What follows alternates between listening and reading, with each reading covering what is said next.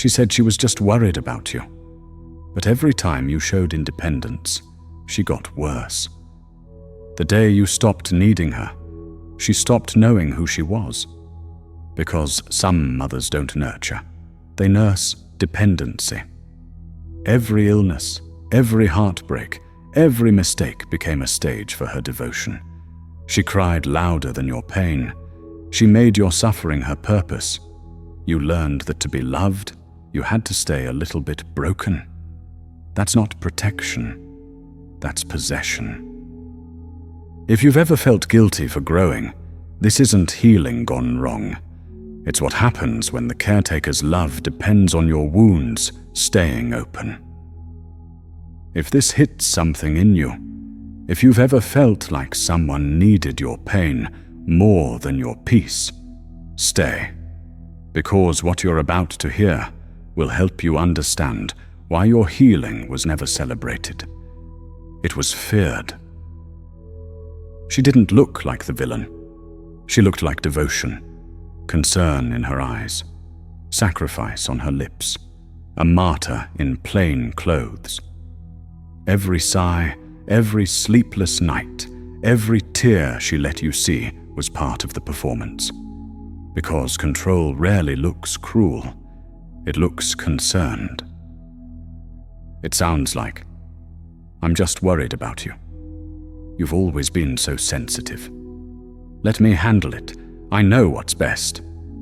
It feels like love, until you realize you're not allowed to get better. She needed you to stay fragile, because your weakness made her irreplaceable. Every time you stumbled, she got to be the savior again. Every time you healed, she lost her role. And when she started to lose control, she made the world her audience. She told your story louder than you could. She cried about your struggles like they were hers. She became the hero in a tragedy she kept rewriting to stay in the spotlight. That's the hidden addiction of the Munchausen Mother. She doesn't crave your happiness. She craves your helplessness, because your recovery steals her identity.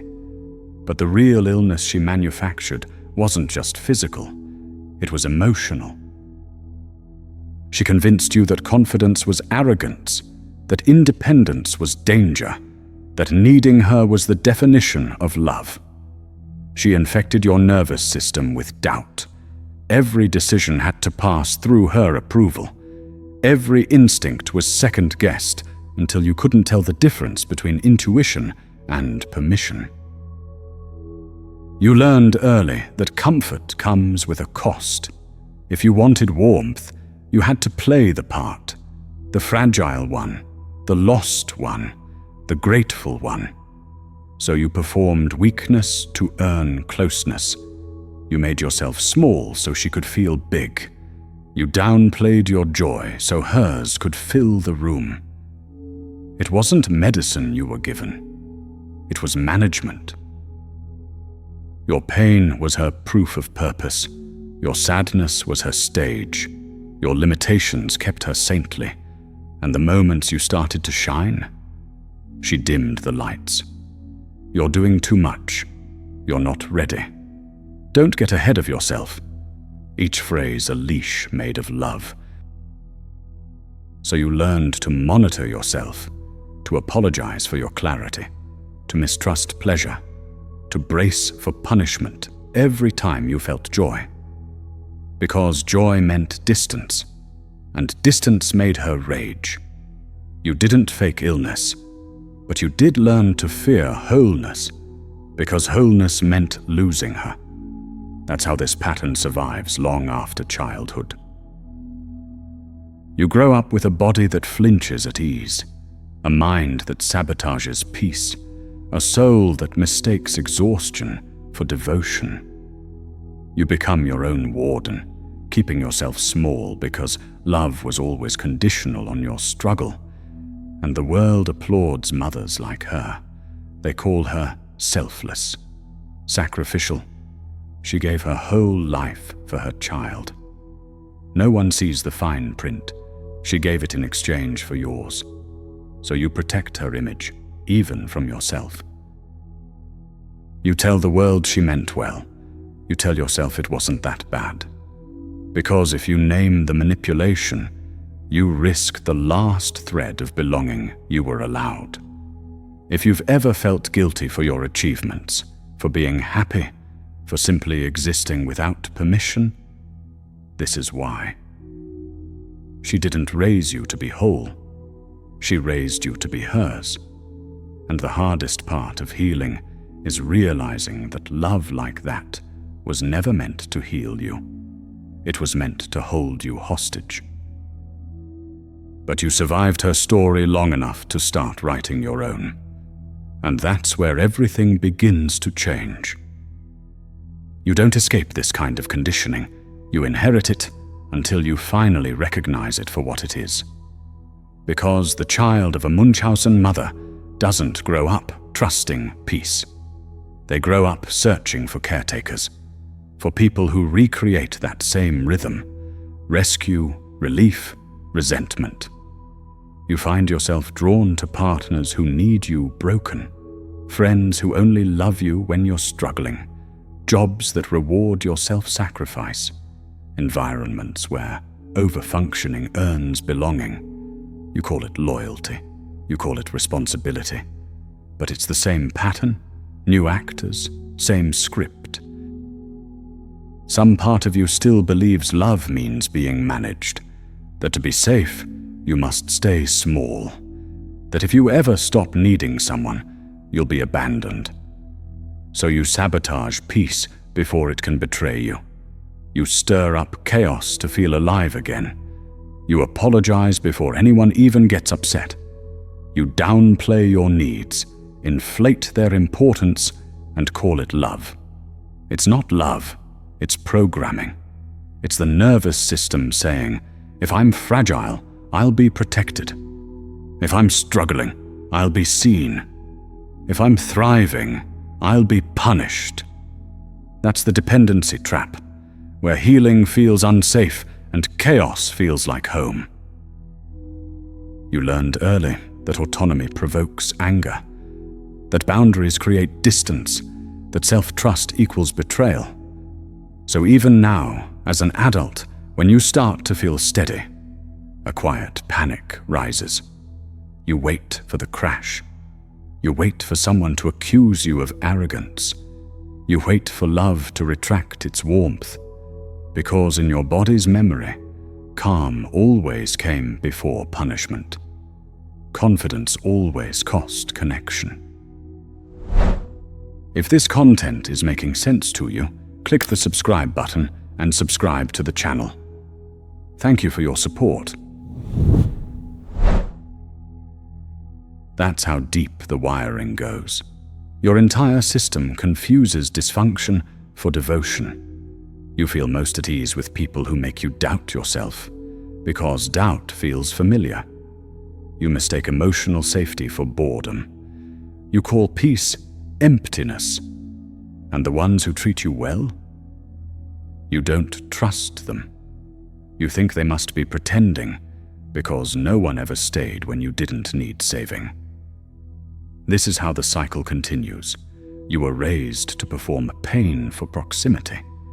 And now you unconsciously seek people who only understand how to love you through struggle.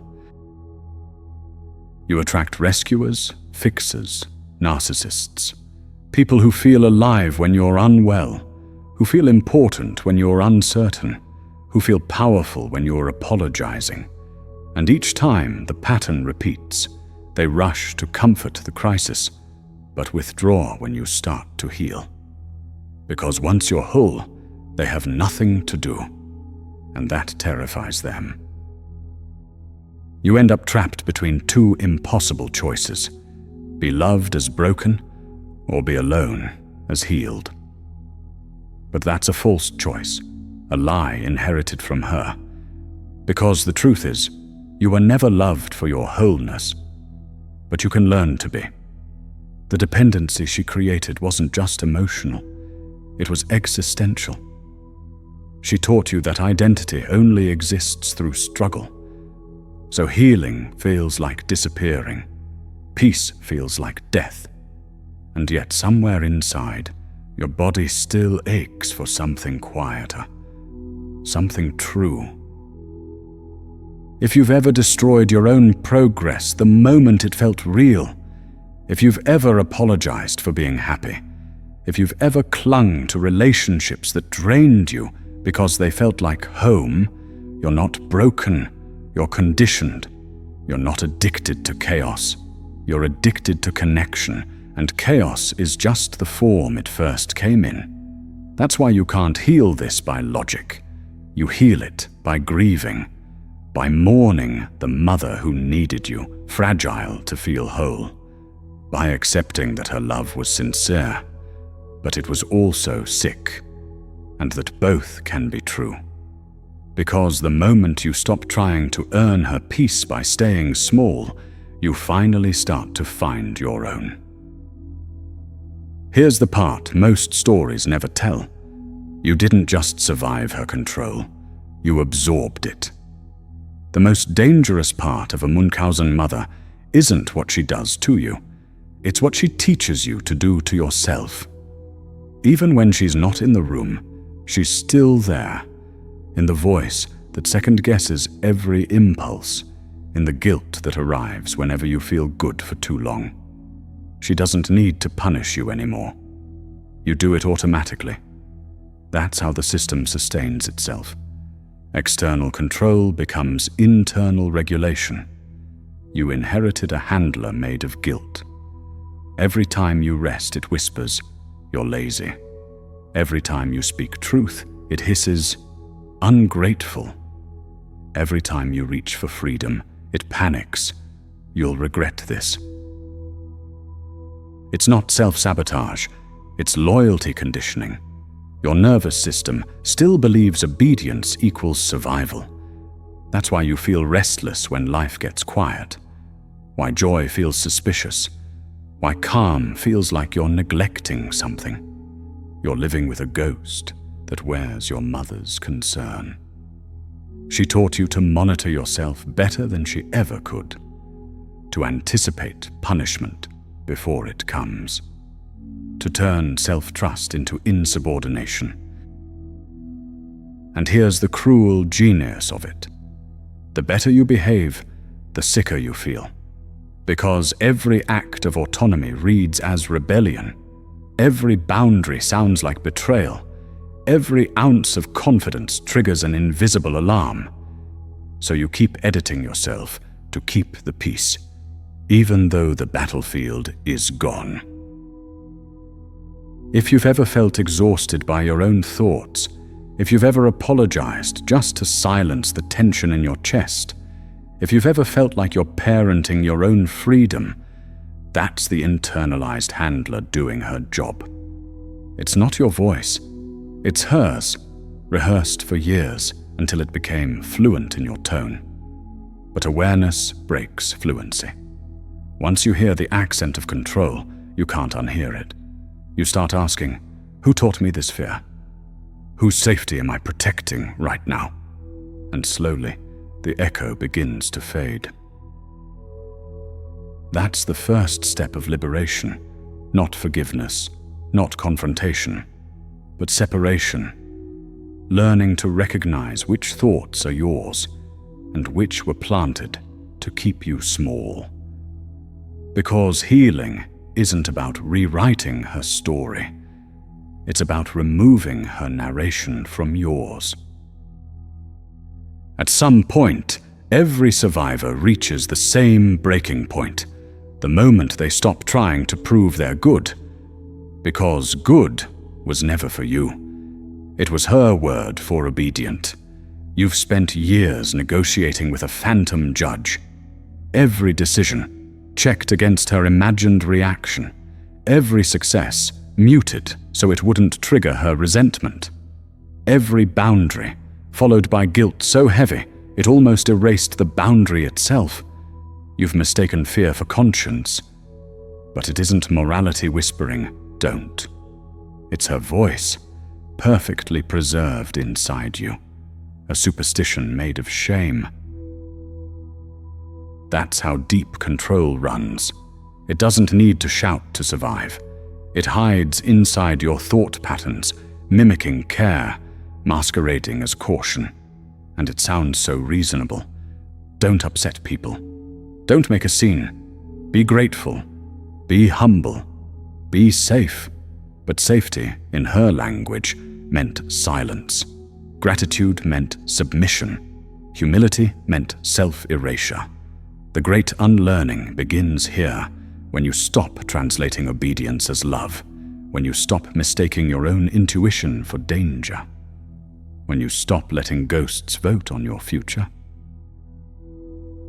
Because the truth is brutal and freeing, she isn't in charge anymore. You are. And healing isn't rebellion. It's administration. It's the act of taking your life out of her jurisdiction. Every time you make a choice without consulting the phantom, you withdraw authority. Every time you let yourself feel joy without guilt, you break the unspoken contract. Every time you speak the truth without apologizing for the tone, you delete another line of her old code.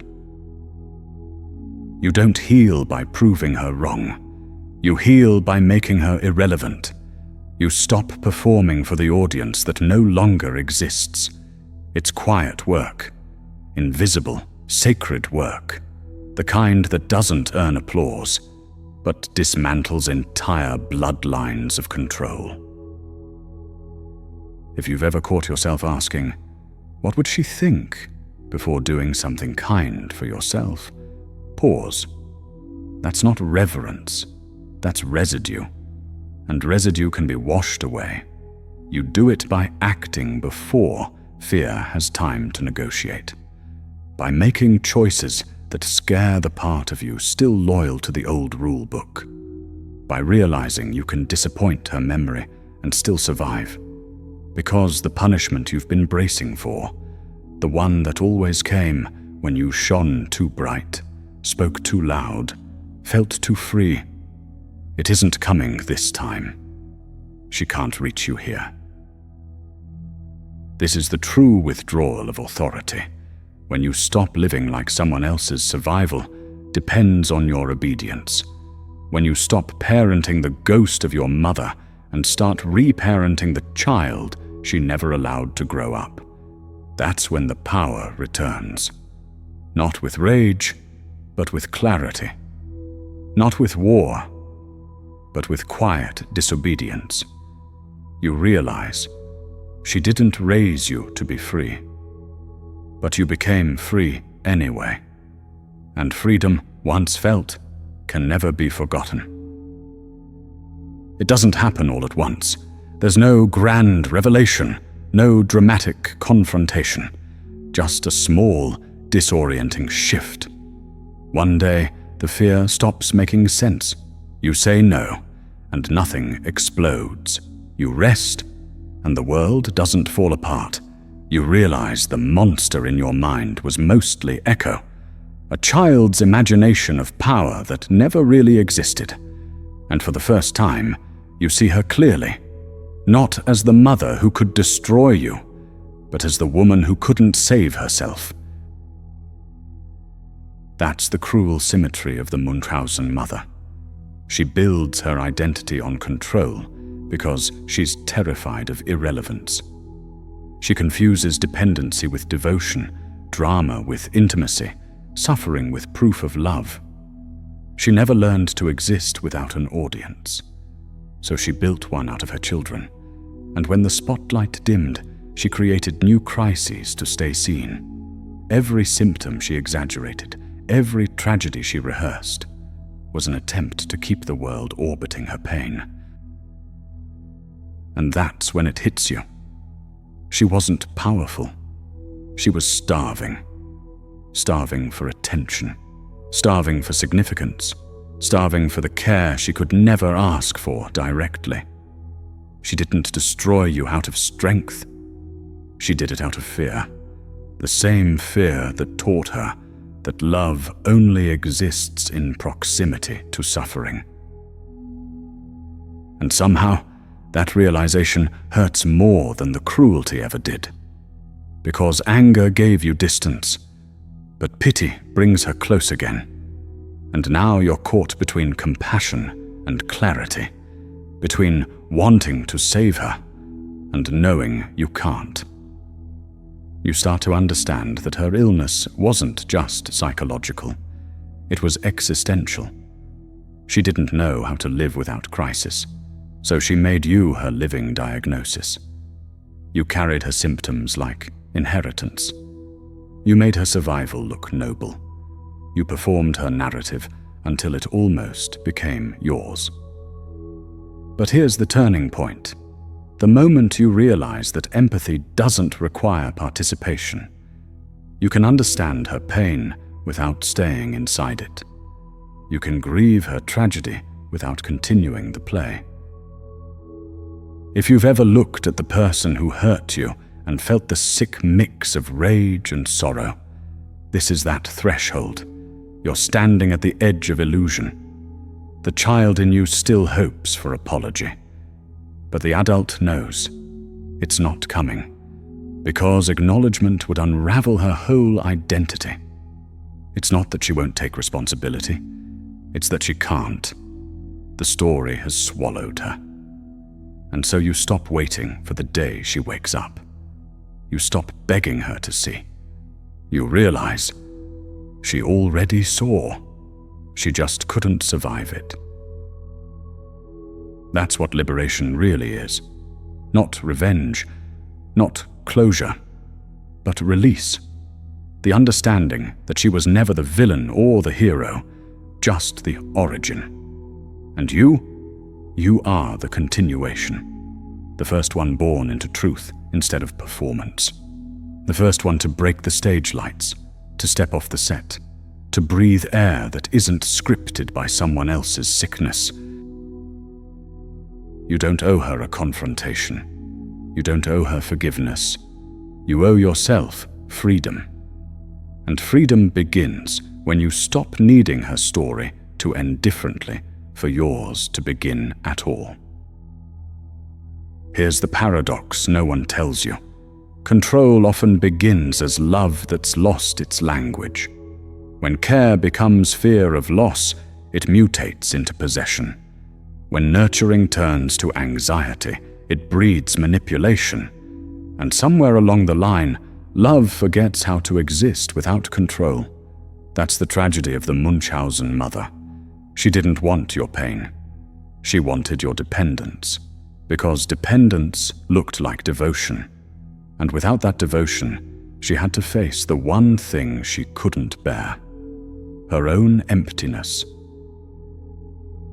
Control is how the terrified seek safety. It's the illusion that if you can dictate another's reality, you can finally rest in your own. It's not born of hatred. It's born of unhealed helplessness.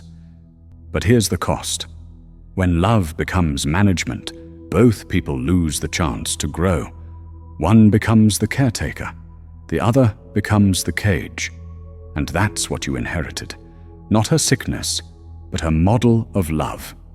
The belief that care means control, that closeness means supervision, that safety means someone is always watching. But you can't heal by managing yourself the way she managed you. You can't become whole through self-surveillance. You don't need to prove health by monitoring your peace. You only need to allow it. Jung wrote that until you make the unconscious conscious, it will direct your life, and you will call it fate. This is that moment. You've made the unconscious visible, the shadow that called itself love, the tenderness that disguised itself as tyranny. You've peeled away the mask and seen what it really was, a cry for safety that turned into control. And maybe that's what all human dysfunction is.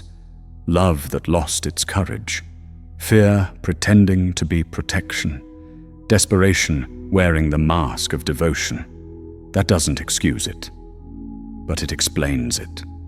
And explanation is how compassion returns without surrendering boundaries. Because compassion without boundaries is self-erasure. But boundaries without compassion are just defense. Integration is the balance, where you can see the wound without stepping back into it. You begin to understand that her sickness wasn't personal. It was archetypal, an ancient inheritance of mothers who had to matter through suffering. Women who were taught that pain was the only language of significance. So they passed it down like scripture. And you were born to translate it back into truth. That's the deeper reframe. You're not the product of her sickness. You're the proof of its ending. You are what happens when a lineage of control meets consciousness. And consciousness always wins, because illusion can only survive in the dark. So when you feel the guilt for breaking the pattern, remember, you're not betraying her. You're redeeming what she never healed. You're turning manipulation back into meaning. You're taking the same force that once kept you small and using it to become whole. This is how the story transforms, not by pretending she was good, not by branding her as evil, but by realizing she was human. And you evolved past her need to control what she couldn't understand. That's not rebellion. That's restoration. You're restoring love to what it was always meant to be. Freedom, not management. Connection, not captivity. The moment you see that, you stop being her creation and start being your own. You will never get the apology you deserve, and you won't need it. Because healing isn't hearing "I'm sorry." It's realizing the damage doesn't define you anymore. You'll stop looking over your shoulder for her approval. You'll stop rehearsing what you'd say if she finally listened. You'll stop explaining your piece like it's something suspicious. One day, you'll do something ordinary. You'll laugh too loud, rest too long, speak too freely, and the old panic won't come. That's how you'll know the spell broke. Because freedom doesn't announce itself. It arrives quietly, in the space where fear used to live.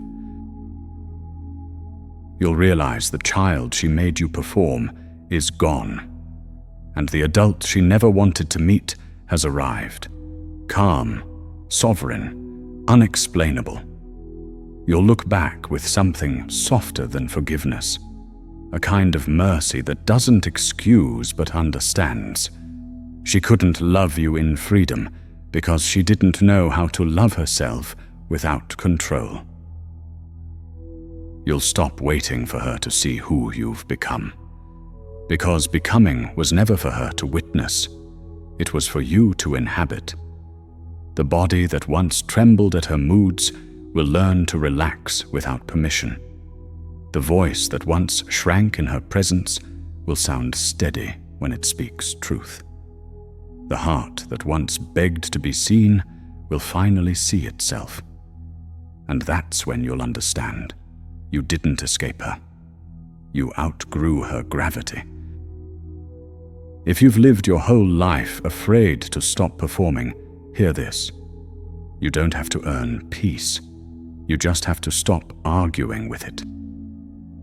The silence she feared, the one she filled with noise and need, is where your life begins. You are not the broken reflection of her sickness. You are the proof that healing was always possible. You are the generation that ends the performance. And the curtain doesn't fall with applause. It falls with exhale. If you're ready to stop carrying her story in your body, write it below. I reclaim back my strength.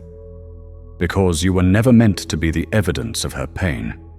You were meant to be the evolution of it. And now you are.